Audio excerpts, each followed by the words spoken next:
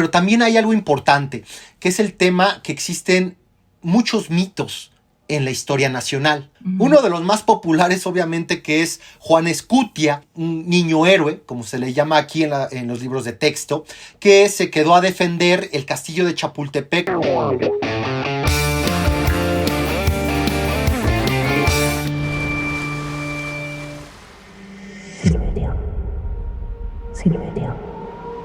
Silverio. Ya levántate, Silverio. Cinéfilos, bienvenidos a este video, plática, entrevista súper especial con motivo de finalmente la llegada de Bardo, esta película que realmente desde su primera presentación vino cargada de muchísimos comentarios, de distintas opiniones. Yo la tuve la oportunidad de verla en el Festival Internacional de Cine de Morelia, pero finalmente llega a la plataforma de Netflix. Y bueno, ustedes saben que yo les di mi opinión desde la parte como de crítica cinematográfica. Sin embargo, el día de hoy tengo una plática extraordinaria para que podamos expandir nuestra mente y conocer esa película, todo lo que contiene, el contexto, la representación, las metáforas, desde el conocimiento y la visión y la óptica de un experto que me acompaña aquí, Enrique Ortiz. Bienvenido, muchas gracias por Hola Gaby, un gusto estar aquí en tu espacio. Yo feliz de tenerte. Y bueno, rápidamente para quienes no conozcan a Enrique, se los presento. Él es un apasionado por la historia y se ha dedicado en redes sociales, talleres, conferencias y ponencias a acercar a México con sus raíces. Esto a través de desmitificar las leyendas y también mentiras que aparentemente forman parte de nuestro imaginario colectivo, y siempre dando una perspectiva amigable sobre los eventos menos conocidos de la época de Mesoamérica y Tenochtitlán. Ha publicado varios libros y realmente estoy muy feliz de tenerlo en este espacio, porque creo que Bardo es una película que retrata ciertos aspectos de nuestro país que de primera instancia podemos ver como, ok, el centro histórico, el ajolote, la presencia de Hernán Cortés, el castillo de Chapultepec, ¿no? Como que está bañada de todo esta parte histórica que también está ligada con el imaginario que existe a través de esas figuras, ¿no? Y es lo que me gustaría mucho platicar contigo, Enrique. Tú llegaste a esta película de Bardo ya un poquito conociendo lo que te ibas a encontrar en cuanto a este aparato más histórico, ¿o fue una sorpresa para ti? No, de hecho para mí fue una gran sorpresa, una grata sorpresa, ver que Iñárritu va integrando todos estos pasajes, pues tanto históricas, tanto de las raíces de nuestra identidad como mexicanos, y todo esto lo va mezclando con todos estos elementos oníricos, ¿no? Entremezclando con todos estos elementos surrealistas, con un toque autobiográfico, ¿no? Sí. Obviamente, pero también al mismo tiempo una fuerte crítica social sobre aquellos mitos que nos dieron patria, por un lado, y por otro lado, toda esta parte social, toda esta parte de la descomposición social que vivimos actualmente en México, de todas las problemáticas que enfrentamos, ¿no? Los mexicanos día a día, como es los feminicidios, como es la inseguridad, como es el clasismo, ¿no? Para mí fue impactante, por lo menos 3 escenas. Yo te podría decir que la primera es cuando este periodista y documentalista, que es interpretado por Jiménez Cacho, camina en el centro histórico y llega a lo que es la Gran Plaza, el Zócalo. Y ahí encuentra una pirámide, una montaña hecha de cuerpos humanos, donde en la cima se encuentra nada más y nada menos que Hernán Cortés. Esa es la primera. La segunda es obviamente cuando va iniciando la película y comentan que una importante compañía norteamericana ha decidido comprar la península de Baja California, haciendo una alusión tal vez a este terrible momento histórico, uno de los más oscuros de México, que fue el año de 1847 al 48, cuando se desata la invasión de Estados Unidos sobre nuestro territorio nacional. Esa es la segunda. Y una también que me pareció impresionante es también cómo se representa toda esta situación de los muertos, de esta guerra contra el narcotráfico, los desaparecidos, las desaparecidas, que a este año pues, se calcula que son más de 130,000 personas que están perdidas en México, imaginemos eso, ¿no? Entonces hay un gran contenido en esta película que retrata lo que han sido diferentes manifestaciones culturales y también importantes momentos históricos. Por ejemplo, a mí me viene a la cabeza esta magnífica obra, ¿no?, de Juan Rulfo, ¿no? Pedro Páramo, una búsqueda, ¿no?, de este personaje que llega a una población en busca de su padre durante la Guerra Cristera. También me viene a la cabeza la magnífica obra del Laberinto de la Soledad de Octavio Paz, una constante búsqueda de la identidad mexicana, ¿no? Y que de repente los mexicanos no aceptamos nuestras raíces, ¿no? Sobre todo la raíz mediterránea, la hispánica, y que también por ahí, pues incluso ignoramos otras raíces que no son propias, ¿no? Como la africana o la oriental. E incluso también por ahí este magnífico cuento de Cortázar, del ajolote, ¿no? Entonces hay muchísimas referencias culturales hacia nuestro país y hacia los grandes creadores de México. Oye, Enrique, y antes de entrar como detalladamente a estos 3 momentos que para ti fueron más impactantes y teniendo en cuenta como todo esto que mencionas, yéndonos hacia atrás un poquito en esta pintura de las varias aristas que está abordando Iñárritu en cuanto al tema de la identidad, en cuanto al tema de la conquista también, en cuanto al tema justo como dices de la compra de la península, en este caso a México, ¿cuál dirías que es el común denominador que ves en estos eventos históricos con respecto a la película, que tú digas es que aquí hay como esta conexión y por eso está tocando, o creo que por eso está tocando Iñárritu estos temas en particular en la historia?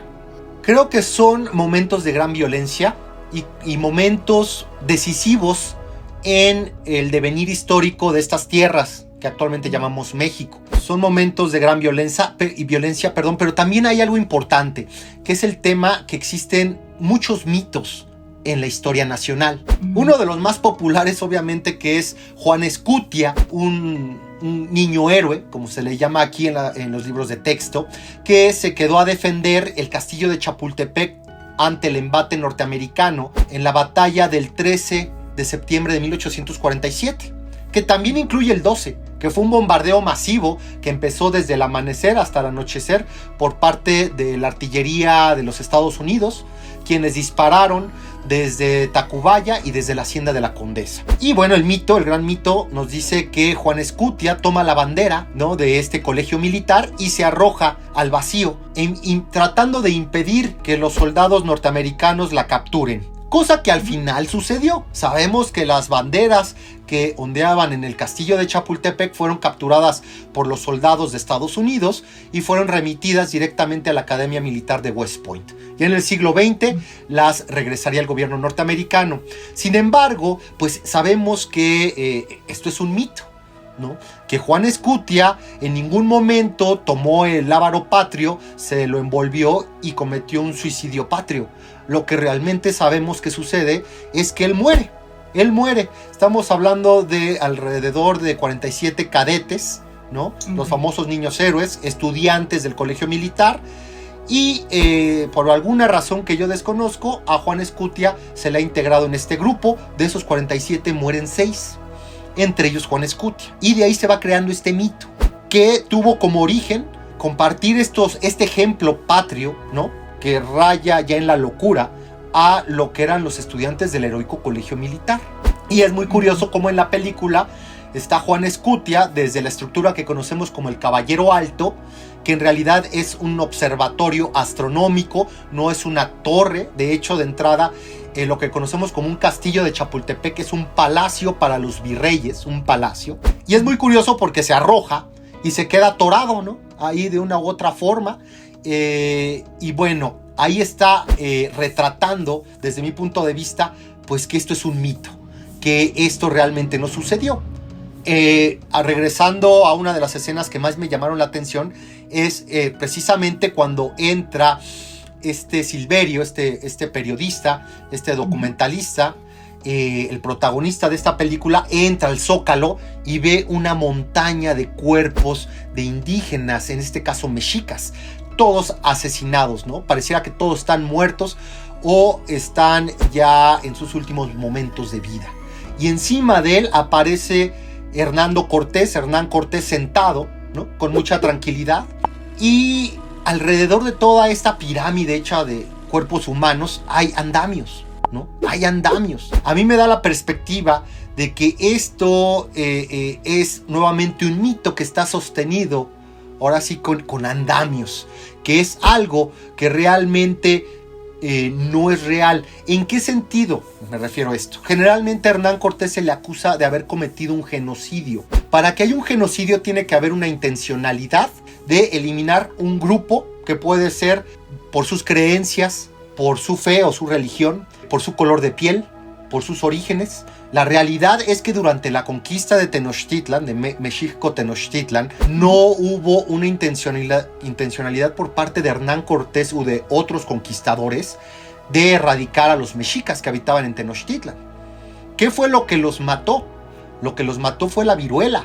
Lo que los mató fueron las enfermedades que trajeron los españoles desde el otro lado del mundo, ¿no? Principalmente lo que fue la viruela, el sarampión, el cocolistli.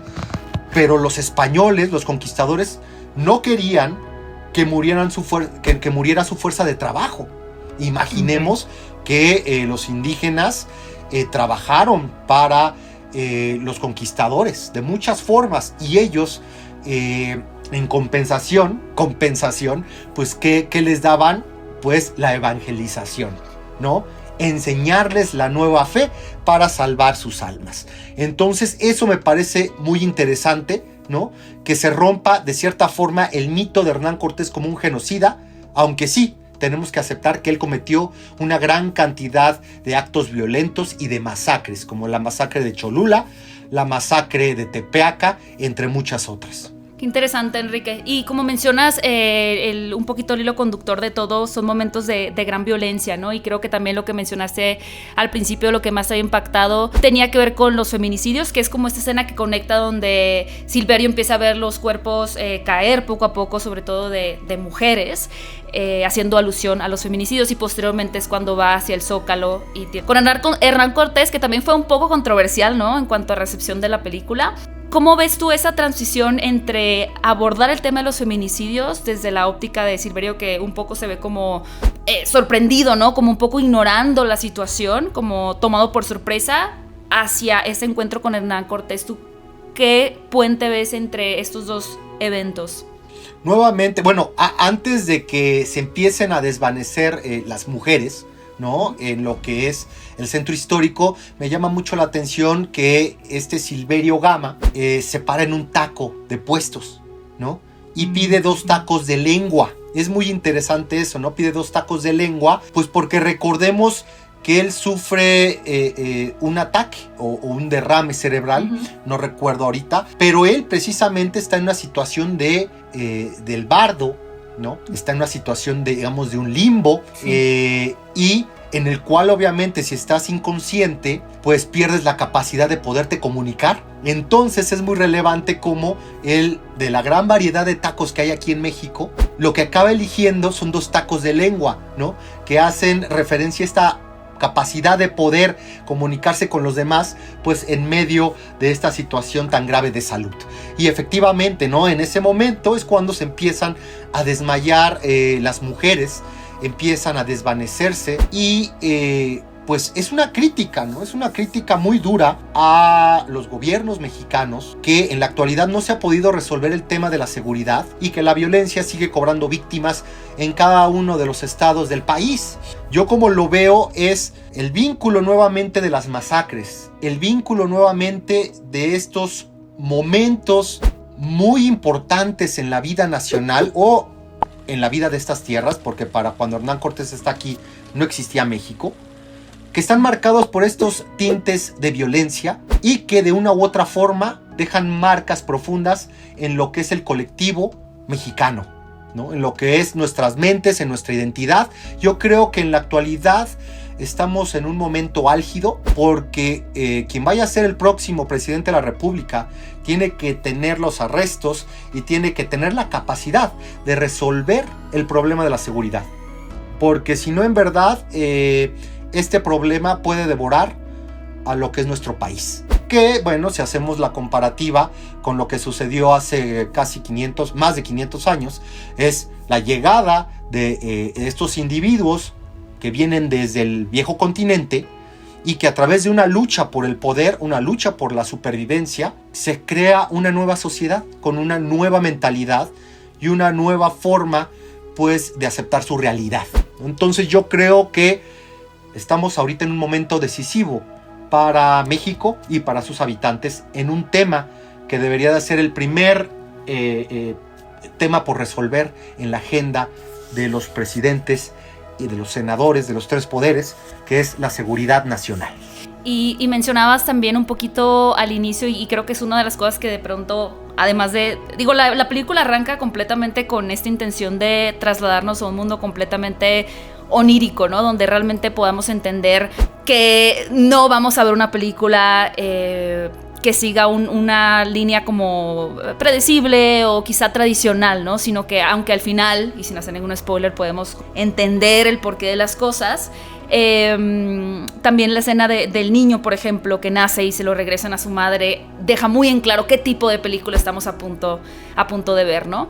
Y una de las que más puede, a pesar de que la gente dice, ok, tengo que calibrar mi cabeza a esta experiencia, sorprende mucho la escena de los ajolotes, ¿no? En el metro, cuando el metro se comienza a inundar y a Silverio se le van de las manos estos ajolotes, que creo que pues es un animal precioso que me gustaría también que compartieras para ti qué significa la presencia del ajolote en Bardo, porque además tiene presencia a lo largo de la historia en realidad.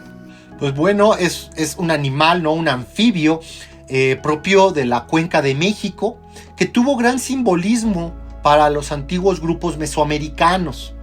Recordemos que había una deidad en el panteón mexica, en el panteón náhuatl, que llevaba por nombre Axolotl. Más bien, rectifico, se llamaba Xolotl. Xolotl era aquel responsable, o fue aquel responsable de guiar a la deidad Quetzalcóatl cuando esta deidad creadora, por excelencia, se interna en el Mictlán, en el inframundo. ¿Por qué motivo una deidad se iba a internar en el inframundo, no? Tú te preguntarás. Pues tenía la consigna, el objetivo de recuperar los huesos de las humanidades pasadas. Recordemos que los antiguos nahuas creían en un mito que había habido 5 soles y 5 humanidades en el Sema náhuatl donde ellos vivían. Y ellos vivían en el quinto sol, que era 4 movimientos. Para crear esta nueva humanidad que iba a habitar el quinto sol, Quetzalcóatl pide ayuda al dios Xolotl, un dios que tiene cabeza de perro, imaginemos eso, de un xoloescuincle. Y esta deidad guía a Quetzalcóatl a través de los 9 niveles del inframundo para recuperar los huesos de la humanidad del cuarto sol. Se da una cantidad de retos interesantes con el señor del más allá, Mictlantecutli. Por ejemplo, le dice a Quetzalcóatl, si tú quieres los huesos, toca esta caracola. Se la da y se da cuenta Quetzalcóatl que no tiene ningún orificio para crear sonido. Entonces, por más que sopla, no logra hacer que salgan notas de ella, ¿no? Entonces, ¿qué es lo que hace Quetzalcóatl? Llama a las abejas. Y las abejas entran a la caracola y empiezan a zumbar, y así empieza a rugir la caracola. Cuando Quetzalcóatl, acompañado de Xolotl, toma los huesos ya con el permiso de Mictlantecutli, ya van subiendo para regresar, digamos, al plano terrenal, Mictlantecutli suelta una parvada de codornices que lo hacen caer desde una altura considerable, y los huesos de la humanidad se rompen. Entonces, que para no hacer el cuento muy largo, Quetzalcóatl recoge los huesos rotos y los lleva a otro lugar llamado Tamoachán, y una diosa, Quilastli, los muele en su metate, y Quetzalcóatl se sangra el pene, y con esa masa crea a la nueva humanidad. Entonces ahí podemos ver la importancia de Xolotl. Sin la guía de Xolotl, Quetzalcóatl no hubiera podido crear a la humanidad del quinto sol. También hay un mito que cuando crean este sol en Teotihuacán, los dioses, en algún momento los dioses se tienen que arrojar al fogón divino. Todos se tienen que arrojar, porque a través de su sangre y de su sacrificio es como van a dotar de movimiento al sol y a la luna. Sin embargo, hay un dios, nuevamente Xolotl, que se niega a morir, que no quiere cumplir con su obligación divina, con su destino. Y entonces él se aleja y empieza a transformarse en diferentes objetos, en un maguey, en una planta de maíz, hasta que finalmente se transforma en el famoso ajolote. Entra al agua y ahí se transforma en el ajolote. Mientras tanto, Quetzalcóatl lo está persiguiendo, porque es necesaria la sangre de todos los dioses para darle movimiento al sol.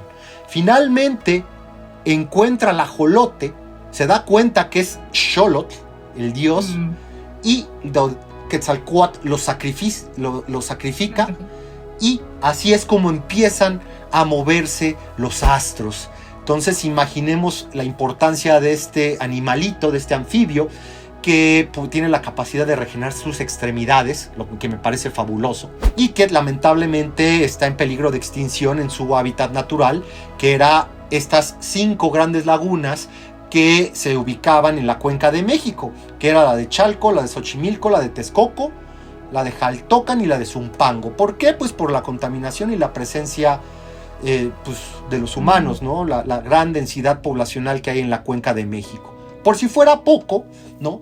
También el ajolote pues era una criatura que también se consumía en tiempos prehispánicos. Se comía en tacos, se comía en tamales también. Y sabemos que también en una especie de pipián, uno de los platillos preferidos de Moctezuma II, quien recibió a Hernán Cortés el 8 de noviembre de 1519, de este tlatoani, uno de sus platillos preferidos era el ajolote en pipián. Imaginemos eso, ¿no? Entonces el ajolote fue parte de la cultura y de los, pues, del entorno en el cual se desarrollaron grandes culturas mesoamericanas, principalmente la mexica.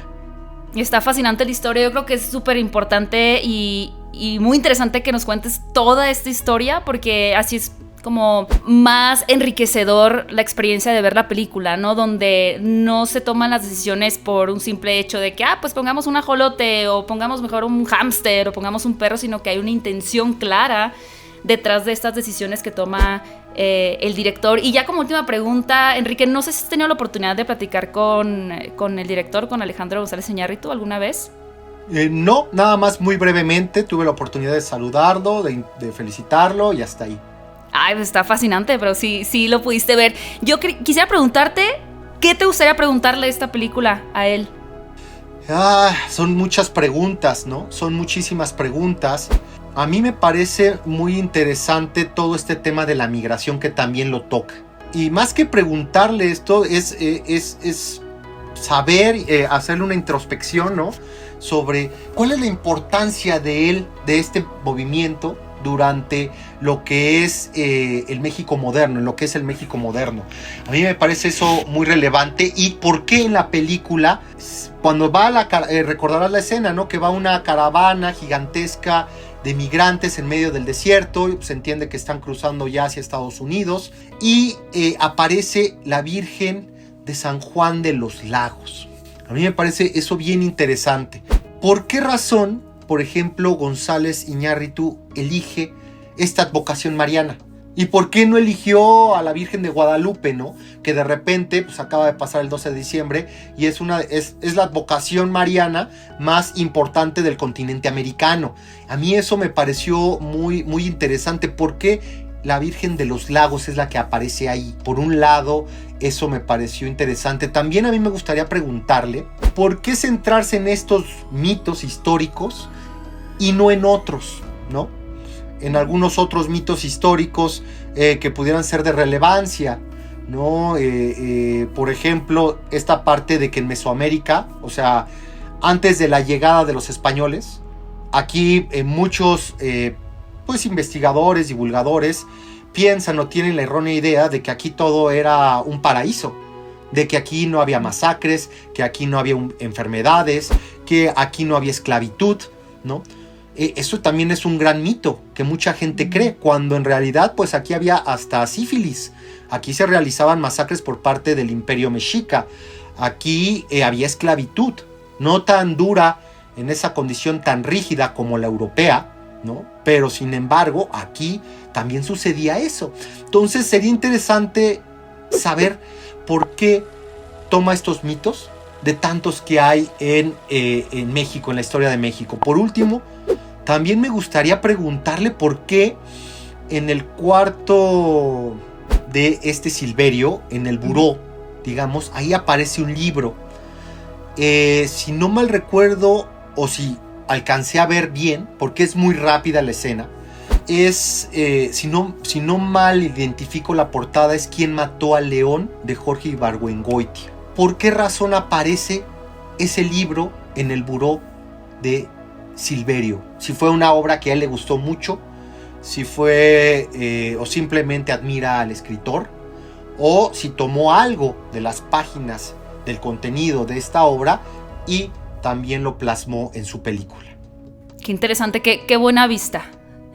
Mucha atención al detalle. Te soy sincero, creo que ese es el libro porque el movimiento de la cámara es muy rápido, pero me parece que es una obra de Jorge Ibargüengoitia, ¿no? Y también sería muy relevante saber hasta qué grado, ¿no?, esta obra de El laberinto de la soledad de Octavio Paz, hasta qué grado, por ejemplo, afectó o influyó en que realizara esta película de Bardo, ¿no? También sería muy interesante esta parte. Grandes preguntas, Enrique, y te agradezco muchísimo tu tiempo. Me encantaría seguir escuchando pues toda tu perspectiva de Bardo, y creo que también es la magia también de poder ver la película en Netflix, es que ya vas a poder ponerle pause para ver si es el libro justamente, ¿no? Exacto. Y ojalá que algún día puedas platicar con Alejandro González Iñárritu, preguntarle todas tus dudas, pero antes que nada, gracias por compartir con nosotros toda esta información. Yo estoy muy emocionada de volver a ver la película ahora con esta explicación o todo lo que tú nos compartiste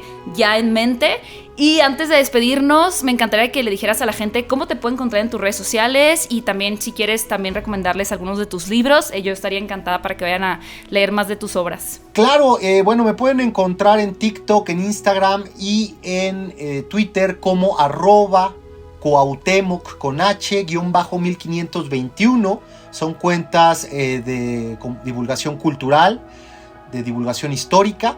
Y también les invito a que busquen mis 2 libros, que se llama Las Águilas de Tenochtitlan, una novela de la guerra de los mexicas, y la otra que es El mundo prehispánico para gente con prisa, publicado por Editorial Planeta, que es un viaje, un paseo por la vida cotidiana en la antigua capital mexica, ¿no?, Tenochtitlan. Ahí los pueden encontrar en cualquier plataforma o en cualquier librería. Ahí podrán encontrar estos 2 títulos. Y ya para duda personal, la forma correcta de decirlo es Tenochtitlan y no Tenochtitlan. Sí, de hecho la forma correcta de decir Tenochtitlan no sería con acento, ni Teotihuacán. Okay. Sería Teotihuacán. Generalmente dicen Teotihuacán o Tenochtitlán. No, realmente, si uno quiere pronunciarlo lo más cercano al náhuatl, estaríamos hablando de Tenochtitlan o Teotihuacán. No hay acento.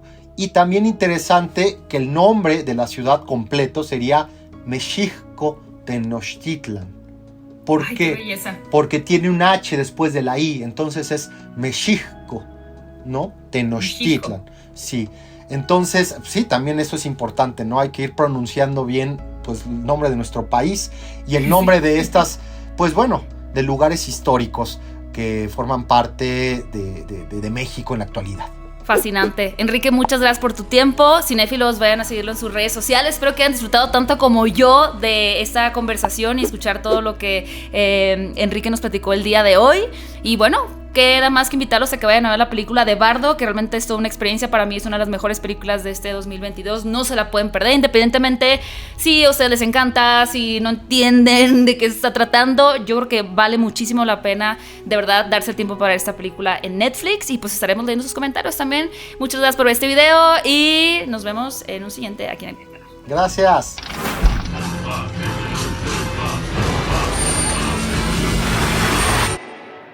No somos de ninguna parte.